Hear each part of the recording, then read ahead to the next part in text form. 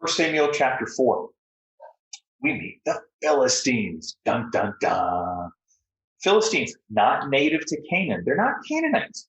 Philistines actually traveled from Greek areas to Palestine and became a little more along the coast, but became a power for about 150 years, often threatening and pushing Israel for territory and influence. Uh, this chapter starts with a battle between Philistines and Israel, and Israel loses. The elders of the tribes of Israel wonder, wait a second, why has Yahweh allowed us to lose? I mean, they've got the Torah. Hey, God, you promised us victory if they would be faithful. Remember, this is near the end of the time of the judges.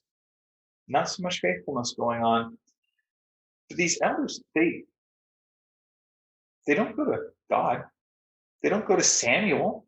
I mean, his reputation has been building at this point. They don't try to ask God. They try to manipulate God. They go, oh, we know how to do this. The other peoples, what they do is they bring kind of a monument, or they bring kind of a memento. They bring a trophy of God and they bring it to the battle because that's where the presence of God is, and our God will be at the battle. And remember, I mean, Yahweh, we remember stories of Exodus from Egypt and defeating nations, and how under Joshua people were defeated and the ark was there. They go to manipulate God, not relate to God. I mean, the ark of the covenant did represent God's presence. And again, the people of Israel had absorbed this pagan notion that if we bring this, it will be a guarantee to victory. We know it's a pagan notion because the Philistines go, their ark is here.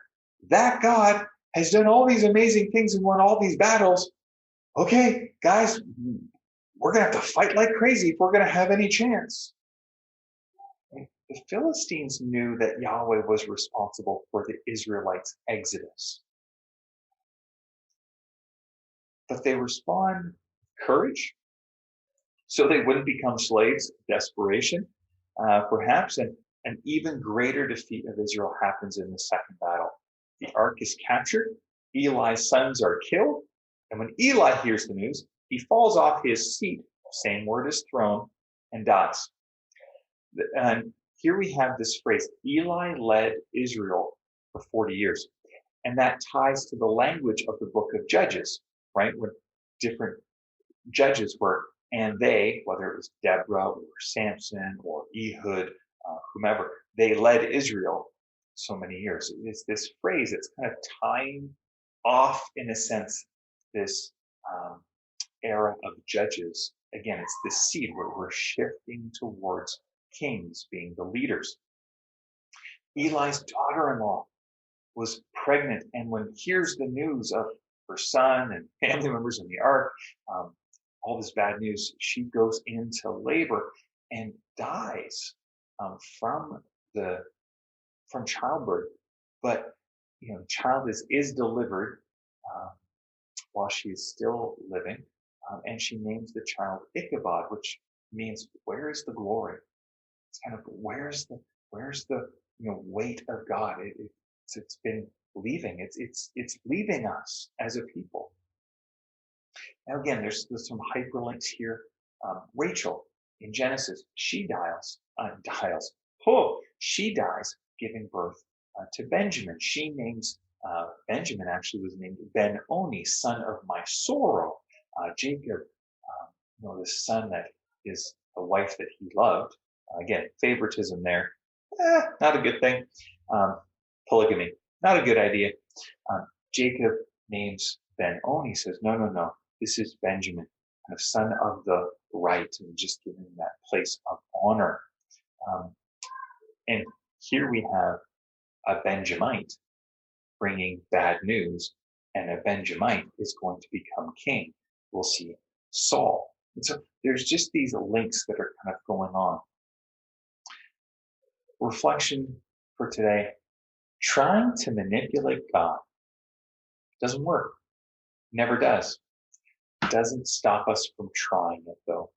when we try to make God respond to us rather than going to God and saying, God, what is your will?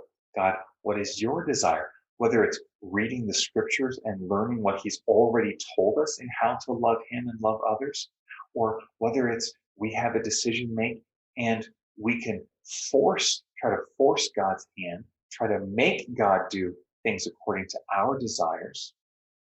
Sometimes it's just as simple as, well, I'm a Christian, so whatever I do, God's going to be okay with. That's not how this works.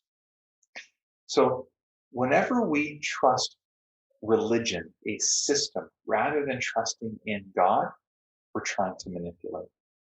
So something to think about today. As you do, may the Lord bless you and keep you. May the Lord make his face to shine upon you.